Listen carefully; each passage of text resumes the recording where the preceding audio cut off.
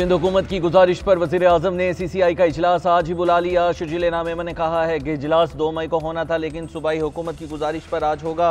वज़ीर आज़म की ज़ेर सदारत CCI का इजलास इस्लामाबाद में होगा। आज नहरों के मामले का फैसला हो जाएगा। सिंध की तरफ से वज़ीर आला सिंध सैयद मुराद अली शाह इजलास में शिरकत करेंगे। बिलावल भुट्टो जरदारी और वज़ीर आज़म की बातचीत के तहत फैसला होगा और नहरों का मसला ख़त्म हो जाएगा।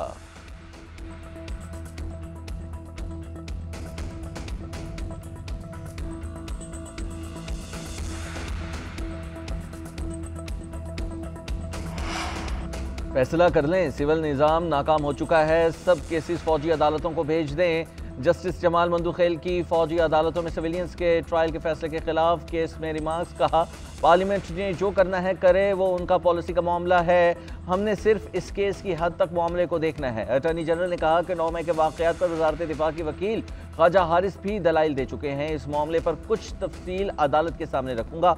अटॉर्नी जनरल 5 मई को दलाइल देंगे। केस की समाअत मुलतवी कर दी गई।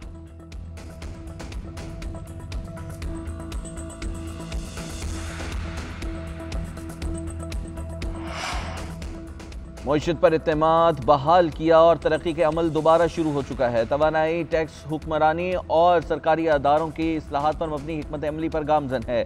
वज़ीर ख़ज़ाना मोहम्मद औरंगज़ेब का हार्वर्ड यूनिवर्सिटी में पाकिस्तान कॉन्फ्रेंस से खिताब। आलमी सरमायाकारों को पाकिस्तान की तरक्की के सफ़र में शामिल होने की दावत। कहा, पाकिस्तान एक अहम मोड़ पर पहुँच चुका है, मईशत बहाली की राह पर गामजन है। कर्ज का GDP से तनासुब 75% से कम करके 67% कर दिया है, जबकि महंगाई अब 0.7% की सतह पर है, जो 60 बरस में सबसे कम है। ज़र मुबादला के ज़खायर दुगना हो गए हैं, रुपए की कदर में 3% इजाफा हुआ है।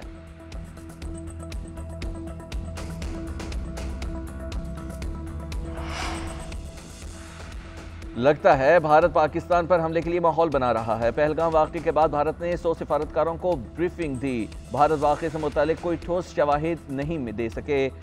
न्यूयॉर्क टाइम्स के मुताबिक भारतीय हुकाम ने कहा है कि उनकी तहकीकात जारी हैं। चेहरा शनाख्त के डेटा समेत तकनीकी इंटेलिजेंस के मुख्तसर हवाले दिए गए। हमले को पाकिस्तान से जोड़ने वाले शवाहिद पेश नहीं किए गए। भारतीय मीडिया भी दावे कर रहा है कि भारत पाकिस्तान के अंदर अहदाफ को निशाना बनाएगा।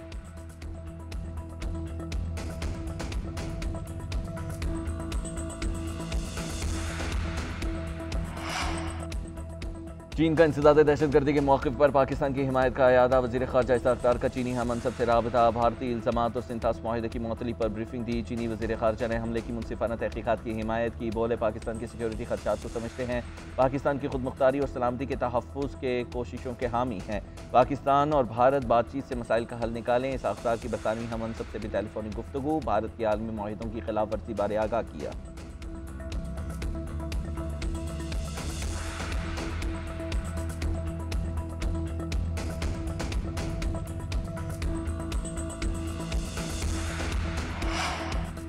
पहलगाम वाक़े को बुनियाद बनाकर भारत ने मिस एडवेंचर की कोशिश की तो पाकिस्तान पूरी क़ुव्वत से जवाब देगा। भारत का जंगी जुनून पूरे खित्ते की सलामती को दाव पर लगा देगा। स्पीकर कौमी असम्बली सरदार अयाज सादिक़ ने कहा है कि पाकिस्तान की मुसल्लह अफ़वाज भारत की किसी भी जारहियत का मुंहतोड़ और मौसर जवाब देने की भरपूर सलाहियत रखती है। पूरी पाकिस्तानी कौम अपनी मुसल्लह अफ़वाज के साना बसाना खड़ी है। आबी जारहियत के जरिए पाकिस्तान का पानी बंद करने की भोंडी कोशिश कभी कामयाब नहीं होगी। पाकिस्तान अपने बुनियादी कौमी मफादात पर किसी सूरत कोई आंच नहीं आने देगा।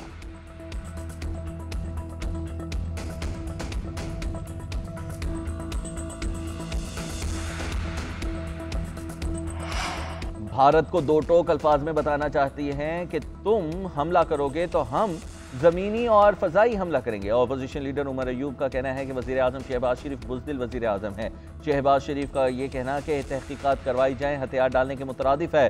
भारत को जवाब देने के लिए मजबूत लीडरशिप की ज़रूरत है। शहबाज शरीफ और आसिफ अली जरदारी की कांपे टांग रही हैं। आसिफ अली जरदारी ने सिंध का पानी बेच दिया।